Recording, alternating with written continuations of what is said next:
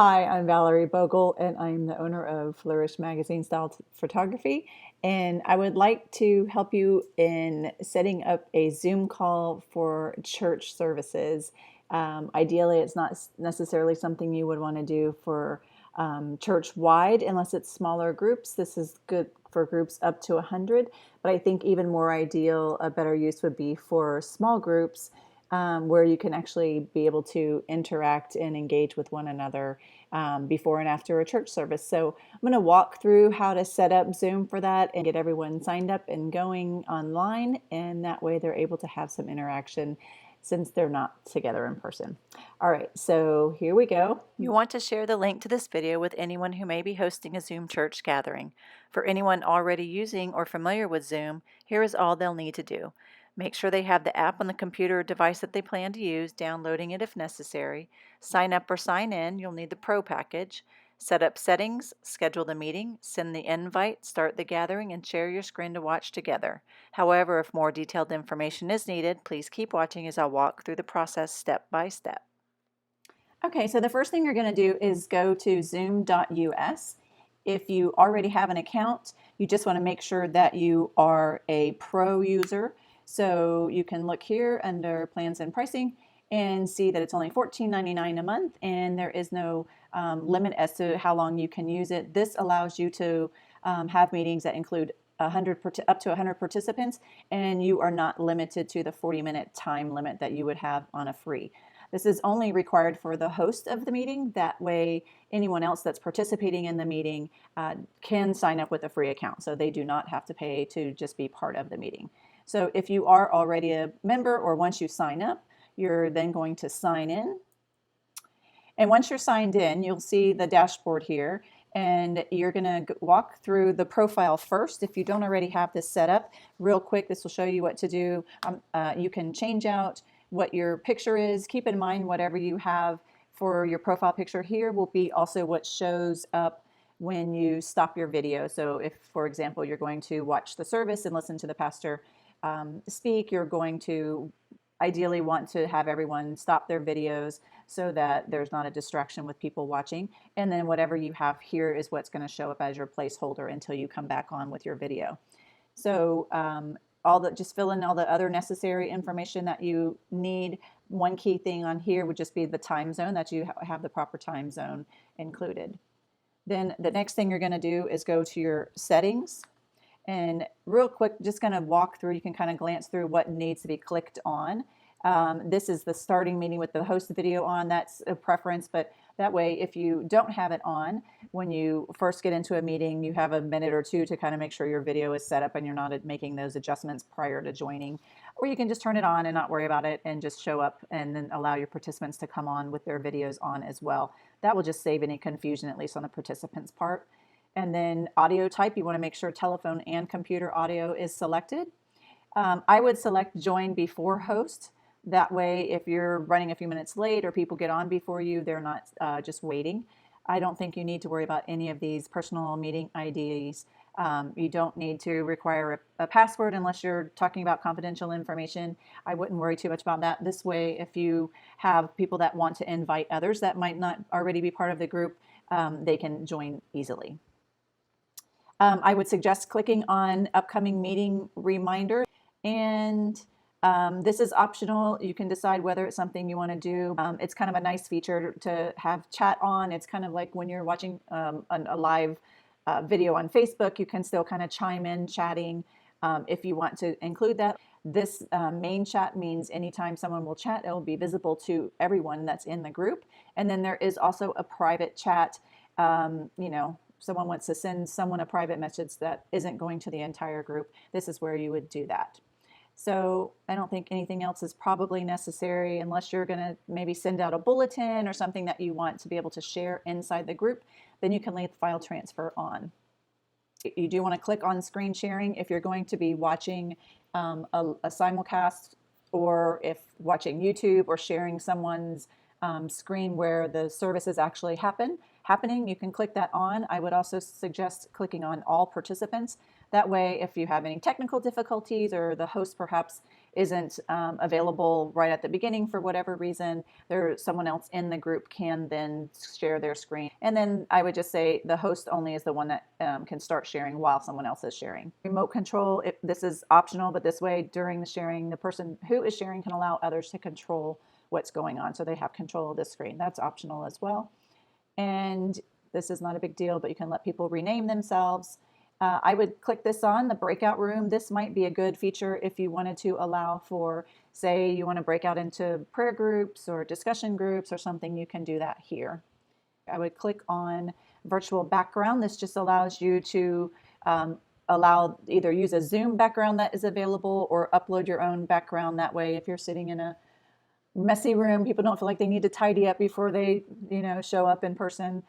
I'd leave that on. This is just audio. Let them set their audio however they would like.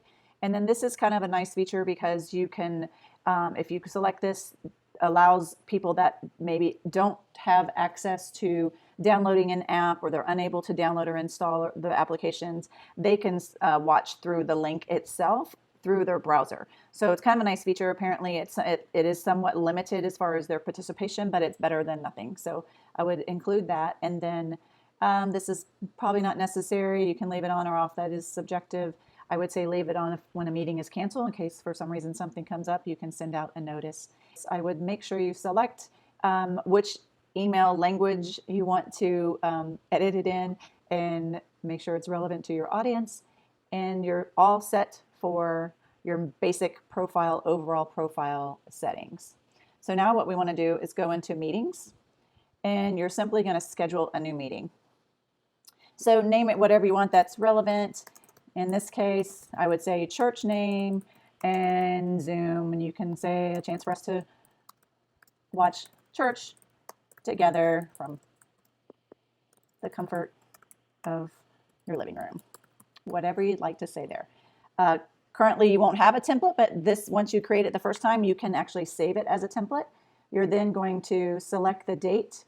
In this case, we're talking about upcoming church service. I would recommend allowing time prior and after the scheduled service. That way, anyone in the group can get together prior and just, talk about the week and what's coming up and just kind of things they might normally do if they were in the service itself or in the church itself. So church starts at 10, let's say 9:30 a.m.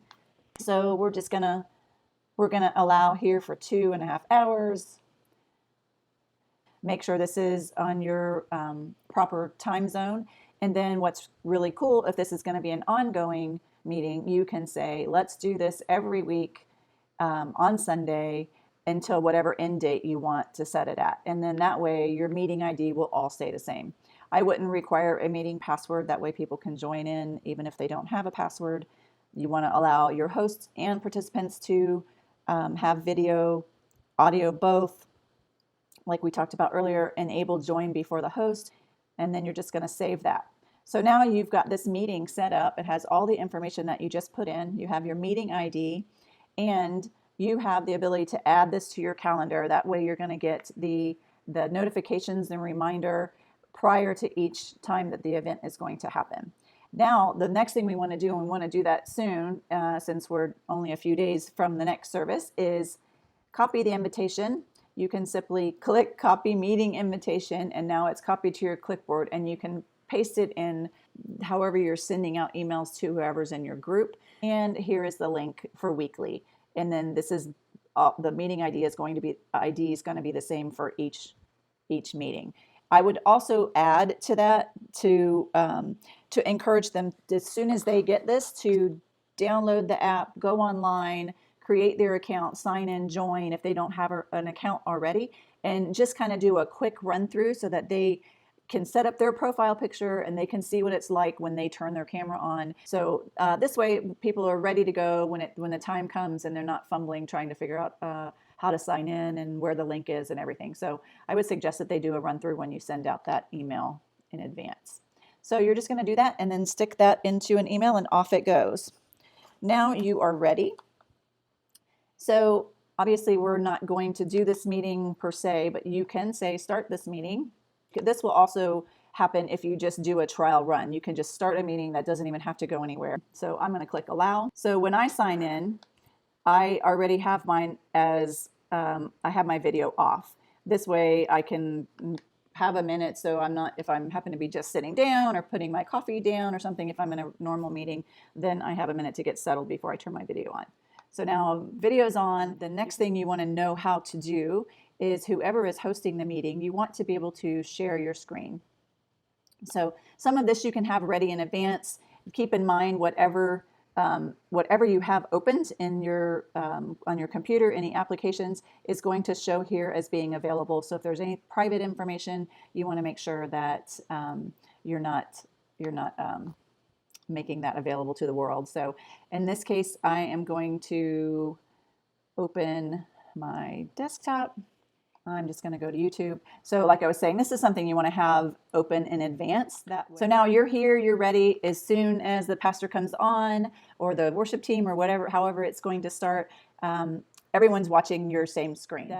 It might be a good idea to ask everyone to mute their, let's go back here. You can mute yourself here, and then you can stop your video here. That way everyone's paying attention to what is on the screen share. You will still be able to interact in the chat. So, you know, you're watching, listening to the message, you can say, oh, that's great. And everyone's going to see what you texted or message. So it just kind of gives you, everyone's able to focus in the same place and still able to chime in and interact with each other. Another thing to note is if there are more than one person in a room that is on a device and in the group together, one of them is going to have to turn, well, you're only going to want one person that has their audio on. Otherwise, you're just going to get a lot of clashing, squealing, squeaking interference from the two of them being on in the same room. So hope that's helpful. Feel free to reach out to me. If you do have any questions, I'd be happy to help in any way I can. I'm in no means a Zoom expert, but I have learned a few tips here and there and would be happy to help in any way I can. So thanks a lot and see you at church.